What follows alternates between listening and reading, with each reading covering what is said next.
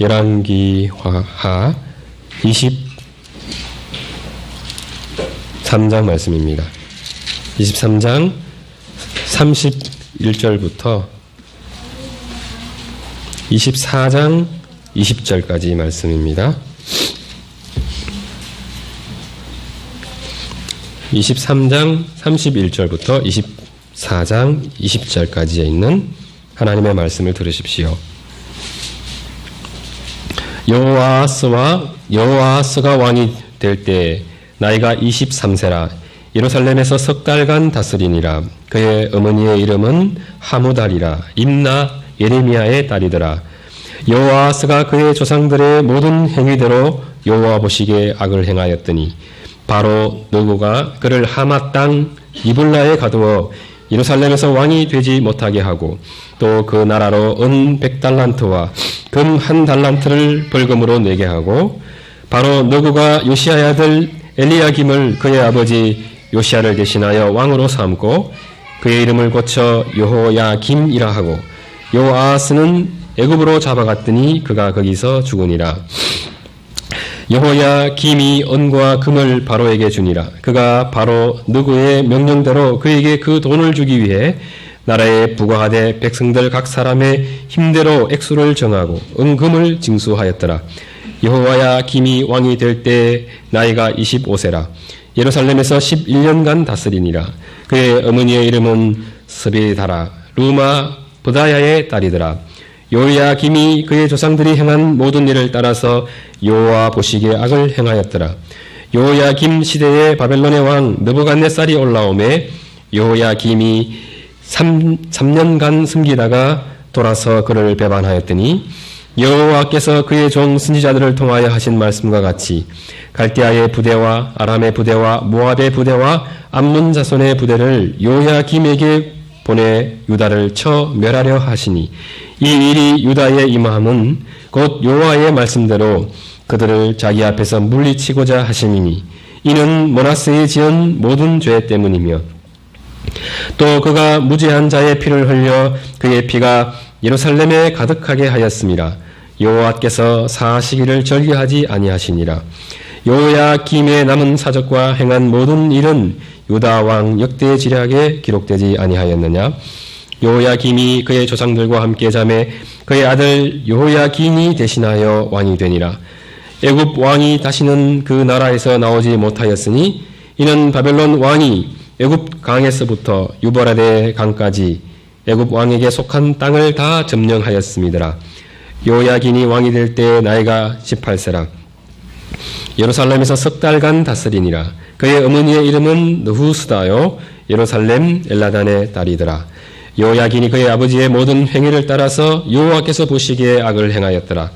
그때 바벨론의 왕 느부갓네살의 신복들이 예루살렘에 올라와서 그 성을 에워싸니라.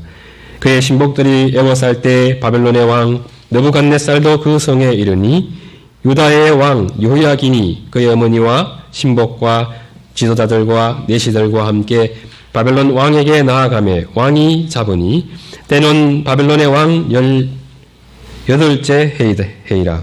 그가 여호와의 성전의 모든 보물과 왕궁 보물을 집어내고 또 이스라엘의 왕 솔로몬이 만든 것 곧 여호와의 성전의 금 그릇을 다 파괴하였으니 여호와의 말씀과 같이 되었더라. 그가 또 예루살렘의 모든 백성과 모든 지도자와 모든 용사 10,000명과 모든 장인과 대장장이를 사로잡아가매 비천한 자 외에는 그 땅에 남은 자가 없었더라. 그가 여호야김을 바벨론으로 사로잡고 왕의 어머니와 왕의 아내들과 내시들과 나라의 권세 있는 자도 예루살렘에서 바벨론으로 사로잡아가고 또 용사 7,000명과 장인과 대장장이 1,000명 곧 용감하여 싸움을 할 만한 모든 자들을 바벨론 왕이 바벨론으로 사로잡고 바벨론 왕이 또 여호야김의 숙부 mat단이안을 대신하여 왕으로 삼고 그의 이름을 고쳐 시드기야라 하였더라. 시드기야가 왕이 될 때 나이가 21세라. 예루살렘에서 11년간 다스리니라. 그의 어머니의 이름은 하무달이요 림나인 예레미야의 딸이더라. 그가 여호야김의 모든 행위를 따라 여호와 보시기에 악을 행한지라. 여호와께서 예루살렘과 유다를 진노하심이 그들을 그 앞에서 쫓아내실 때까지 이르렀더라. 시드기야가 바벨론 왕을 배반하니라. 주님께서 이 말씀을 사용하셔서 우리에게 필요한 은혜를 베풀어 주시기를 원합니다.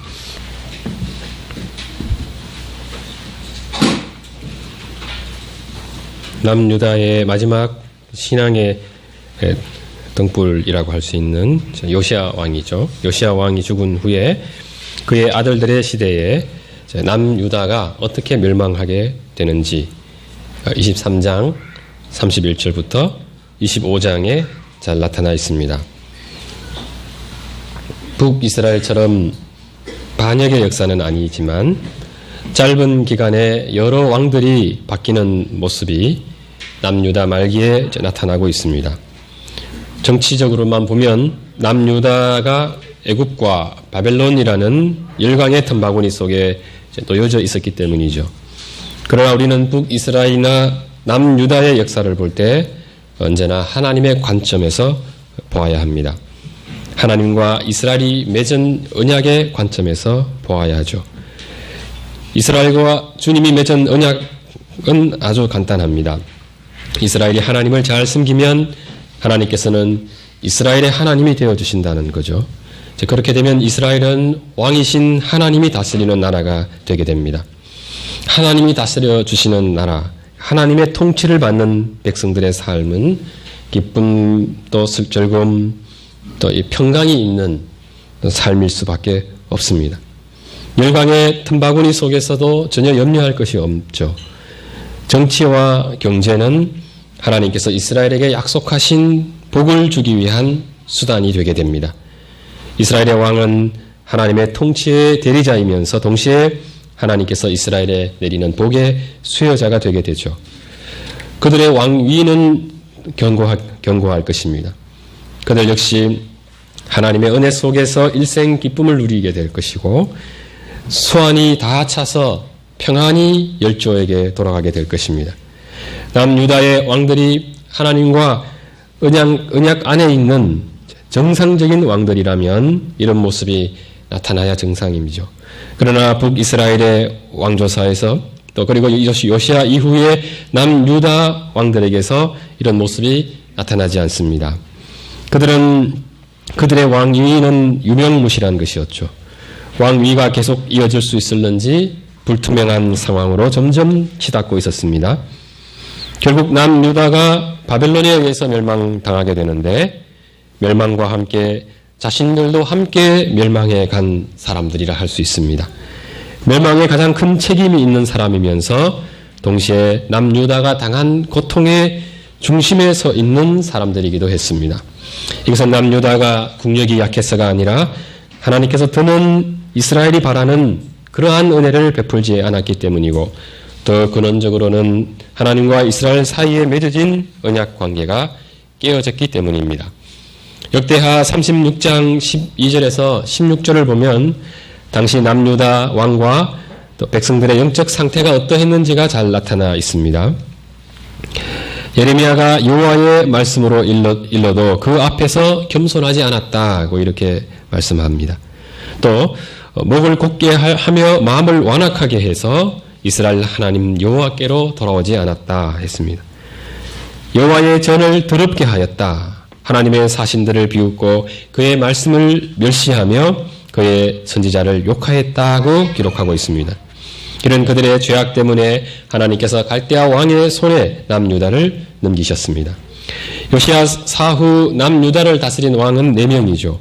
요아스, 요야김, 요야긴 그리고 시드기야입니다. 이 중에 3명이 요시야의 아들이죠. 요야김의 아들입니다. 23장 31절을 보면 요아스가 가장 먼저 왕이 되게 되는데 그때 그의 나이가 23세였습니다. 7위 기간이 석 달이었습니다. 그 후에는 애굽으로 잡혀가 그곳에서 죽게 되죠.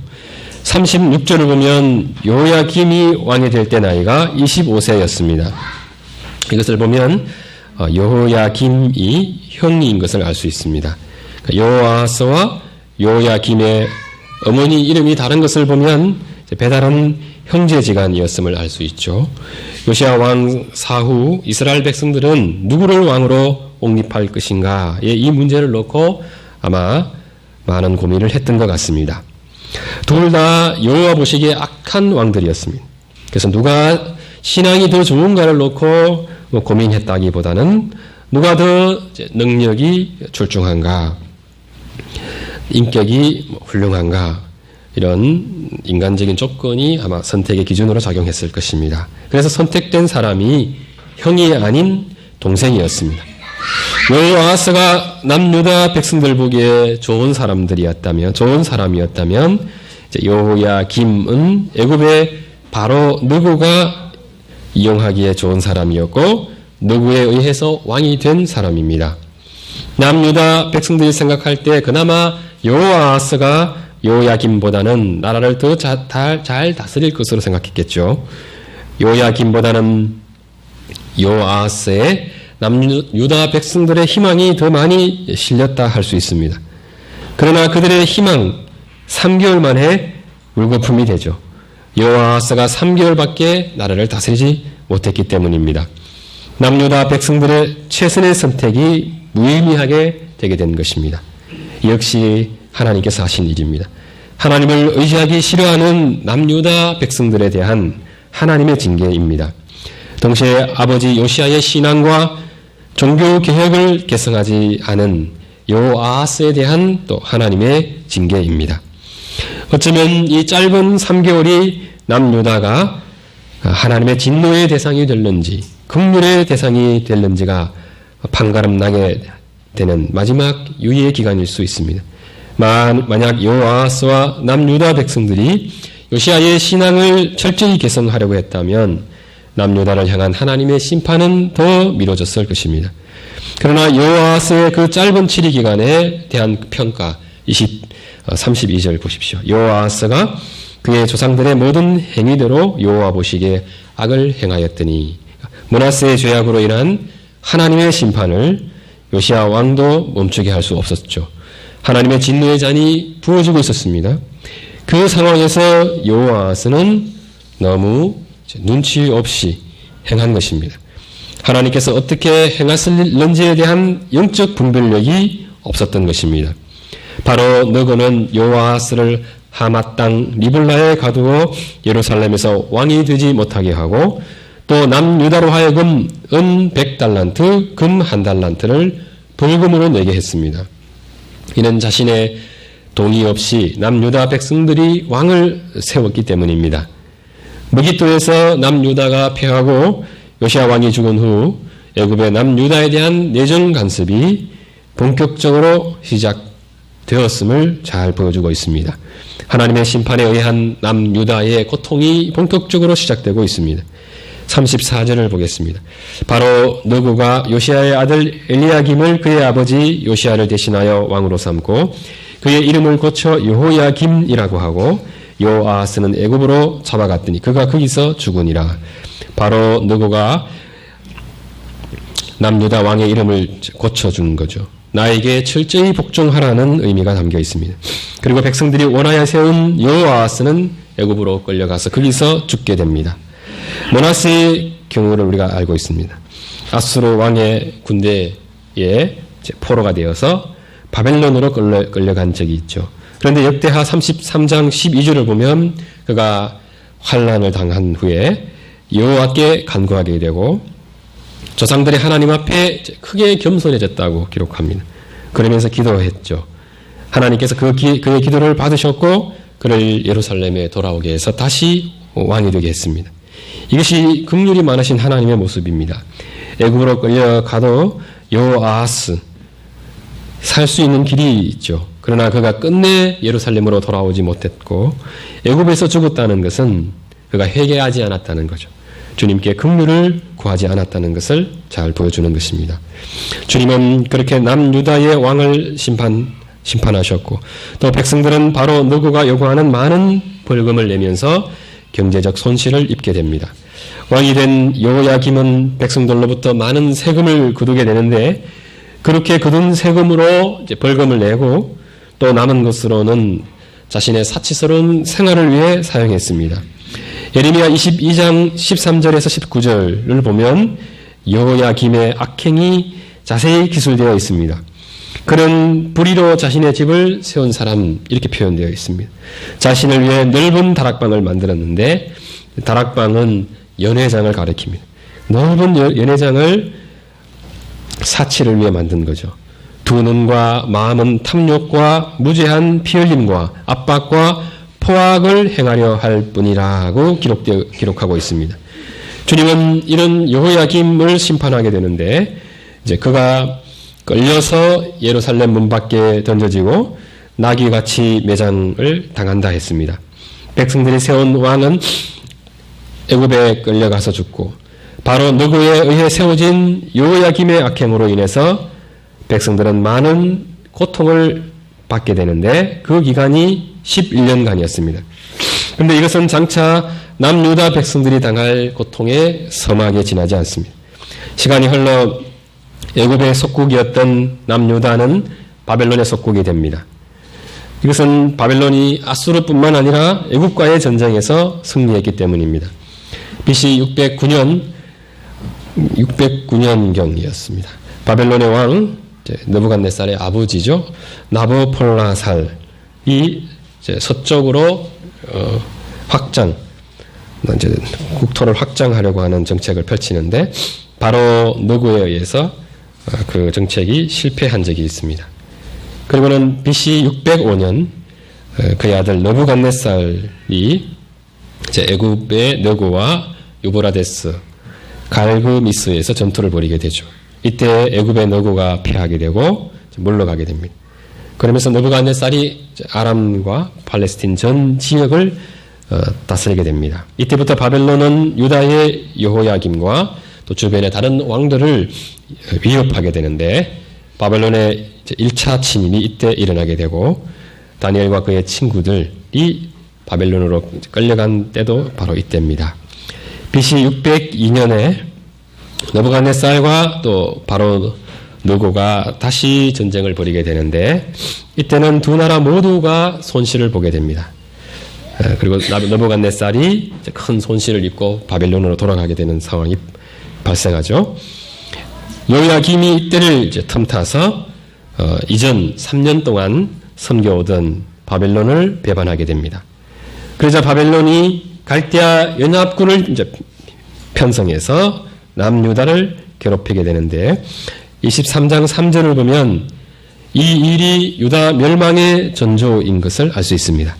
3절 4절을 보십시오. 이 일이 유다에 임함은 곧 여호와의 말씀대로 그들을 자기 앞에서 물리치고자 하심이니 가나안 땅에서 쫓아낸다는 말이죠.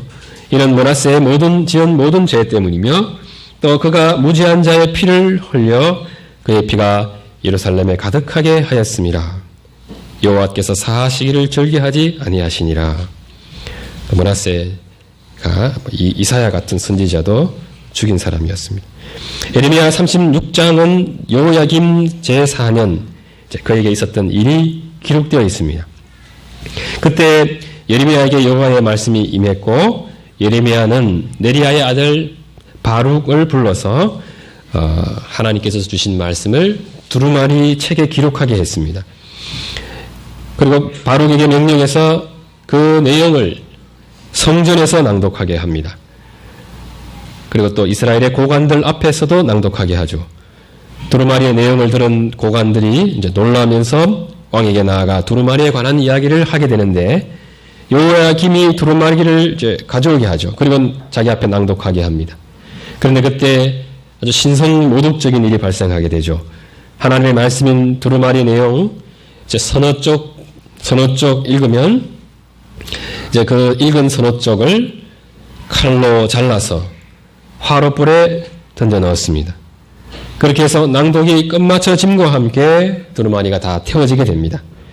예레미야 36장 24절 25절은 이렇게 기록하죠. 왕과 그의 신하들이 이 모든 말을 듣고도 두려워하거나 자기들의 옷을 찢지 아니하였고 엘라단과 들라야와 그마랴가 왕께 두루마리를 불사르지 말도록 아뢰어도 왕이 듣지 아니하였다 했습니다. 두루마리를 다 태운 왕은 그것도 모자라서 예레미야와 서기관 바룩을 잡으라고 명령합니다. 예레미야 39장 29절을 보면 두루마리 그 내용 속에 바벨론에 의한 남유다 멸망이 기록되어 있음을 알 수 있습니다.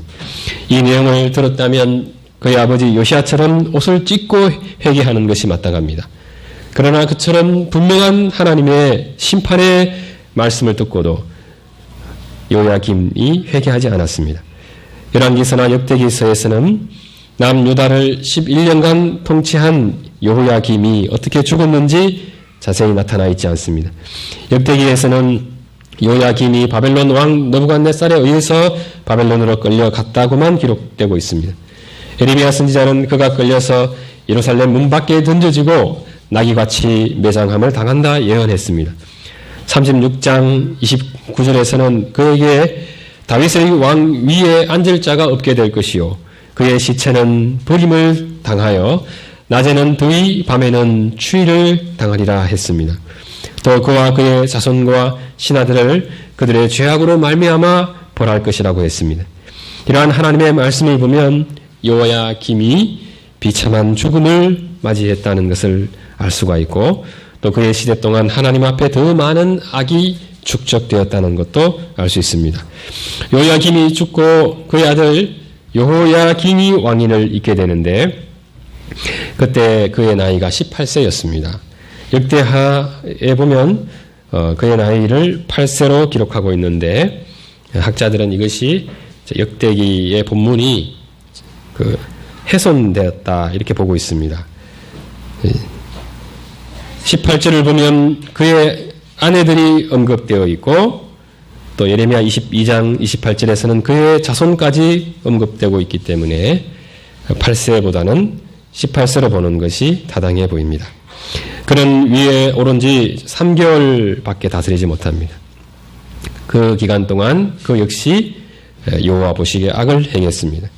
그렇게 악이 추가되면서 하나님의 심판도 추가되게 되는데 그것이 바로 바벨론의 2차 침공입니다.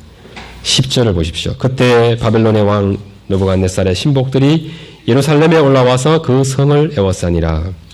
성을 에워쌀 때 바벨론 왕 느부갓네살이 그 성에 도착하죠. 그때 여호야김과 어머니 또 신복들과 또 고관들 내시들과 바벨론 왕에게 나아가게 되는데 바벨론 왕이 그들을 잡아서 바로 바벨론으로 끌고 가버립니다. 그때 여호와의 성전의 모든 보물, 왕궁의 보물이 다 탈취당하고 이스라엘 왕 솔로몬이 만든 성전의 기구들도 파괴됩니다.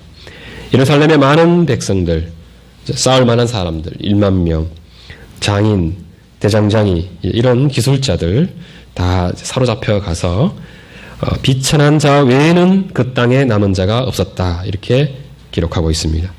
그렇게 사로잡아 다 폐허가 된 예루살렘 땅에 요야긴의 숙부 시드기야를 요야긴을 대신해서 왕으로 세웠습니다. 시드기야가 왕이 될 때 그의 나이는 21세였습니다. 11년간 나라를 다스리게 되죠. 예레미야 37장 2절을 보면 그와 그의 신하와 그의 땅 백성이 여호와께서 선지자 예레미야에게 하신 말씀을 듣지 않았다 기록하고 있습니다. 그 많은 고통을 당하고도 그 마음이 전혀 낮추어지지 않았던 것입니다. 열왕기하 24장 19절을 보면 그 역시 여호와 보시기에 악을 행한 사람이었습니다. 20절을 보면 시드기야가 바벨론 왕을 배반하게 되는데 예레미야 37장을 보면 바로의 군대가 애굽에서 나오매 예루살렘을 에워쌌던 갈대아인이 그 소문을 듣고 예루살렘에서 떠났다 또 기록하고 있습니다. 아마 그때쯤이었던 것 같습니다. 시드기야가 신복들을 예레미야에게 보내어서 우리를 위해 우리 하나님 여호와께 기도하라 이런 부탁을 하게 됩니다. 그때 하나님의 말씀이 예레미야에게 임하여 다음과 같이 말씀합니다. 이스라엘의 하나님 여호와께서 이와 같이 말씀하시니라. 너희를 보내어 내게 구하게 한 유다의 왕에게 아뢰라. 너희를 도우려고 나왔던 바로의 군대는 자기 땅 애굽으로 돌아가겠고 갈대아인이 다시 와서 이 성을 쳐서 빼앗아 불사르리라. 예레미야는 이 말씀을 시드기야에게 그대로 전해주게 되는데 예레미야 38장 17절에서 18절을 보면 네가 만일 바벨론 왕의 고관들에게 항복하면 내 생명이 사응했고 이 성이 불사람을 당하지 아니하겠고 너와 내 가족이 살려니와 내가 만일 나가서 바벨론의 왕의 고관들에게 항복하지 아니하면 이 성이 갈대아인의 손에 넘어가리니 그들이 이 성을 불살할 것이며 너는 그들의 손에서 벗어나지 못하리라. 아주 구체적으로 말씀해주고 있습니다. 이 말씀을 들은 시드기야가 예레미야에게 묻습니다. 갈대아인들에게 항복한 후에 갈대아인들이 자신을 유다 사람들에게 다시 넘기게 되면 유다 사람들이 나를 조롱하지 않겠느냐 이렇게 묻죠. 이런 질문에 대해서 예레미야가 다음과 같이 답변합니다. 그 무리가 왕을 그들에게 넘기지 아니하리이다. 원하옵나니 내가 왕에게 아뢰바 여호와의 목소리에 순종하소서. 그리하면 왕이 복을 받아 생명을 보존하시리이다. 그러나 만일 항복하기를 거절하시면 여호와께서 내게 보이신 말씀대로 되리이다. 주님께서 예레미야를 통해서 시드기야에게 이렇게까지 분명히 말씀해 주셨는데도 시드기야의 반응이 어땠다는 것입니까? 여호와의 말씀을 듣지 않았다는 것입니다. 친바벨론 정책을 계속해서 써야 했는데도 불구하고 바벨론 왕을 배반한 것입니다. 사실 애굽에 의해서 바벨론 군대가 물러가게 될 때 그때의 정황 속에서 애굽과 바벨론 중 어느 쪽을 선택해야 하는가 하는 문제는 간단치가 않습니다. 스스로 판단하기 어렵기 때문에 시드기야가 신복을 보내서 예레미야에게 이제 물었죠. 그리고 그를 통해서 하나님의 말씀을 듣게 되는데 말씀을 들으면 그 목소리, 여호와의 목소리에 순종하면 되는데 시드기야는 마지막 순간에 결국은 자신의 생각대로 행하게 됩니다.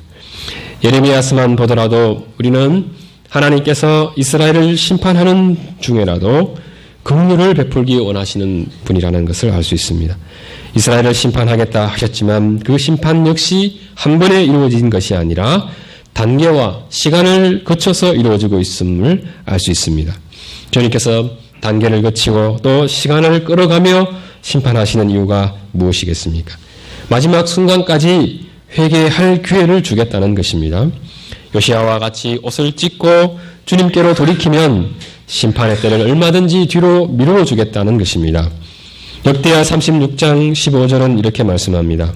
그 조상들의 하나님 여호와께서 그의 백성과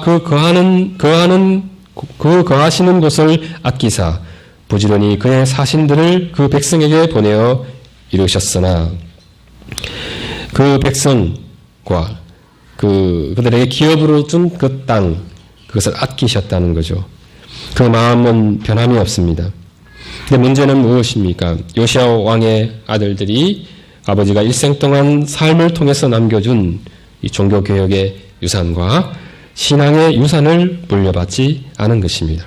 하나같이 불의를 행했고 여호와의 성전을 더럽혔습니다. 무엇보다 하나님의 말씀을 멸시하는 모습을 분명하게 보게 됩니다. 이스라엘의 영적 상태를 보면 하나님께로 돌아가는 속도보다 하나님을 배반하고 떠나는 속도가 훨씬 빠르다는 것을 알 수 있습니다. 므낫세만 해도 환난의 때에 그 마음이 가난해져서 진심으로 여호와께 간구하는 그 정도의 영적 수준은 있었죠. 그러나 남유다 말기 요시야의 아들들에게서 그러한 모습조차 찾아볼 수 없습니다. 시드기야의 경우는 하나님의 말씀에 대한 궁금증이 있었습니다. 그러나 말씀에 순종할 생각은 없었습니다. 여호와의 말씀이 기록된 두루마리를 천천히 태워버린 요야김의 모습은 남유다의 신앙이 어떠했는지를 단적으로 보여주고 있습니다. 하나님의 징계의 때 우리는 하나님의 심판이 너무 가혹한 것만 생각하기 쉽죠. 그러나 열왕기서에 나타난 이스라엘의 왕조사를 보게 되면 하나님께서 왜 저런 이스라엘을 심판하지 않고 계시는지 답답하게 느껴질 정도입니다. 주님은 공의로우신 분인데 이스라엘의 죄악에 대해서 너무 오랫동안 참으시는 것 같습니다. 오로지 심판의 역사 속에 놓여진 사람들, 그 이스라엘 백성들이죠. 하나님을 향해서 불평하고 불만을 토로할 뿐입니다. 우리 눈에는 그렇지 않은데 우리도 이스라엘과 다르지 않죠. 살아가다 보면 이때가 하나님의 징계의 때라 할 만한 때가 있습니다.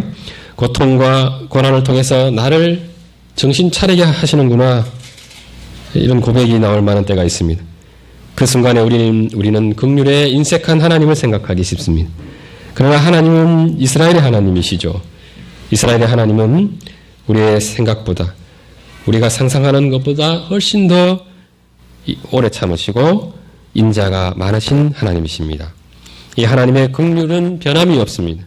다만 우리가 이미 길이 참으셨던 그 하나님의 긍휼을, 그 긍휼의 기간을 인식하지 못했을 뿐입니다. 그래서 우리는 성경을 자세히 들여다보면서 하나님이 어떤 분이신지를 내 경험을 통해서가 아니라 말씀을 통해서 배워가는 것이 절대적으로 필요합니다. 우리의 짧은 삶을 통해서는 하나님의 신실하심을 제대로 파악하지 못할 수 있습니다. 그러나 우리는 성경에 기록된 오랜 역사를 통해서 아주 선명하게 하나님의 신실하심을 보게 됩니다. 하나님의 신실하심을 생각할 때 우리는 나의 소견대로 사는 것에 어리석음을 금방 깨닫게 되죠. 어떠한 순간에도 하나님의 말씀에 순종하는 것, 성경에 계시된 하나님을 인정하는 것이 복이라는 것을 알게 됩니다. 아직까지 우리 중에는 여호야김처럼 성경책을 천천히 뜯어가면서 불쏘시개로 삼는 그런 분은 없습니다.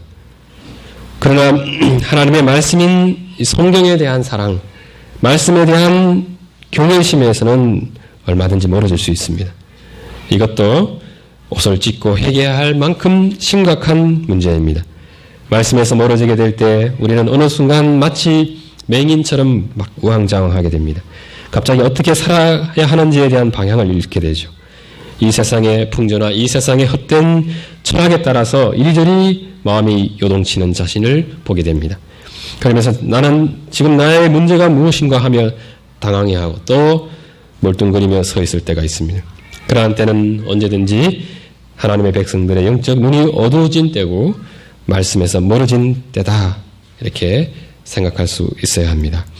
이스라엘의 역사는 신자들이 어느 때는 회개에 실패하고 또 하나님의 징계가 아니면 도무지 회복될 수 없는 지경에까지 떨어질 수 있구나 하는 것을 보여줍니다. 타락과 회복을 반복해가는 신앙생활이라 해도 하나님에게서 멀어지는 것을 가볍게 여겨서는 안 됩니다. 이렇게 신앙생활 하다가 또 뭐 회복되겠지, 그렇게 생각하면 안 된다는 겁니다. 어느 순간에는 우리 스스로의 노력으로 통제할 수 없을 정도로 영적 눈이 어두워지고 그 마음이 강팍하여 하나님을 멀리 떠나는 일이 발생할 수 있기 때문입니다. 우리 스스로는 죄의 힘을 이길 수 없다는 것을 항상 기억해야 할 것입니다. 그래서 심지어 범죄하는 그 순간에도 우리의 눈은 서둘러 소망의 하나님을 바라볼 수 있어야 합니다. 나 자신조차 나 자신을 정죄하지 말아야 하죠. 그리고 주님의 말씀 앞으로 또 기도의 자리로 나아가서 우리를 다시 살리실 수 있는 분, 유일한 분이시죠. 하나님께로 돌아가야 합니다. 어느 때는 우리도 이스라엘 백성들처럼 주님의 징계 아래 있을 수 있습니다. 그때도 우리는 이스라엘의 하나님, 오래 참으시는 사랑의 하나님이신 것을 기억하면서 서둘러 주님께로 돌아갈 수 있어야 합니다. 기도드리겠습니다. 걸어가신 하나님 아버지, 이스라엘의 모습을 보면서 주님과의 언약 관계에 신실치 못한 우리의 모습도 보게 됩니다. 이스라엘에 대해